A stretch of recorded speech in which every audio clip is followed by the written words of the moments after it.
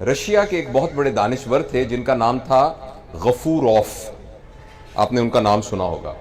اور جب یہ رشیا اکٹھا ہوتا تھا تو اس زمانے میں بھی ان کا جو ملک تھا اس کا نام تھا داغستان۔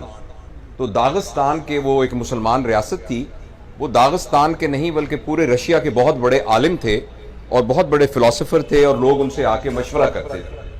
تو جب رشیا میں بہت سارے مسائل شروع ہوئے تو ایک گروہ ان کے پاس آیا، انہوں نے کہا آپ اتنے بڑے دانشور ہیں، یہ جتنے فیکٹری اونر ہیں انہوں نے مزدوروں کا استحصال شروع کر دیا ہے، تو جس کی وجہ سے معاشرہ بڑا تباہ ہو رہا ہے، تو بتائیے کہ اس کا کیا حل ہے۔ تو انہوں نے کہا کہ کوئی نہیں، یہ جو سرمایہ دار ہوتے ہیں نا یہ ایسے کرتے ہی ہوتے ہیں، کوئی فرق نہیں پڑتا۔ کچھ عرصے کے بعد وہ پھر آئے کہ جی یہ جو مزدور ہیں انہوں نے اپنی یونینز بنا لی ہیں اور یہ اب کام نہیں کرتے اور یہ جو ہے بالکل آؤٹ آف کنٹرول ہو گئے ہیں، تو کیا کریں؟ انہوں نے کہا نہیں فکر نہ کریں، وہ غریب آدمی ہیں، وہ تھوڑا سا کرتے ہیں، وہ اپنے حقوق کے لیے سارے شور مچاتے ہیں، اس سے معاشرے کو کچھ نہیں ہوتا۔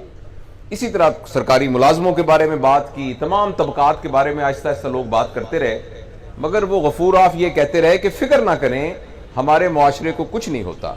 تو کچھ لوگوں نے تنگ آ کے ایک دن کہا کہ آخر آپ کب یہ کہیں گے کہ معاشرہ تباہ ہو رہا ہے جب سب لوگ تباہ ہو رہے ہیں؟ تو انہوں نے کہا کہ جب تک ایک پرائمری سکول کا ٹیچر کرپٹ نہیں ہے اور جب تک ایک استاد ایمانداری سے پڑھا رہا ہے اس وقت معاشرے کو کچھ نہیں ہوتا۔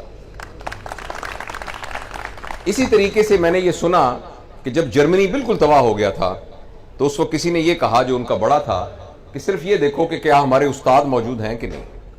تو انہوں نے کہا جی استاد تو موجود ہیں۔ اس نے کہا فکر نہ کریں، اب قوم دوبارہ کھڑی ہو جائے گی، اگر استاد موجود ہوں گے تو وہ قوم دوبارہ کھڑی ہو جائے گی۔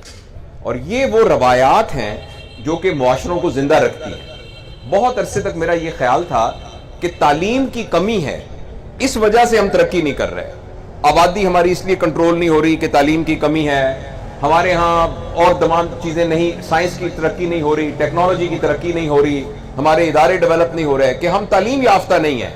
مجھے بہت بعد میں یہ بات سمجھ میں آئی کہ اگر آپ کسی بہت تعلیم یافتہ شخص کی تربیت نہ کریں تو وہ معاشرے کا سب سے خطرناک آدمی ہے، کیونکہ اس کے پاس وہ ساری سکلز موجود ہیں جس کے ذریعے وہ معاشرے کو ایکسپلائٹ کر سکتا ہے اور تباہ کر سکتا ہے۔ تعلیم کے علاوہ جو سب سے اہم چیز ہے وہ تربیت ہے۔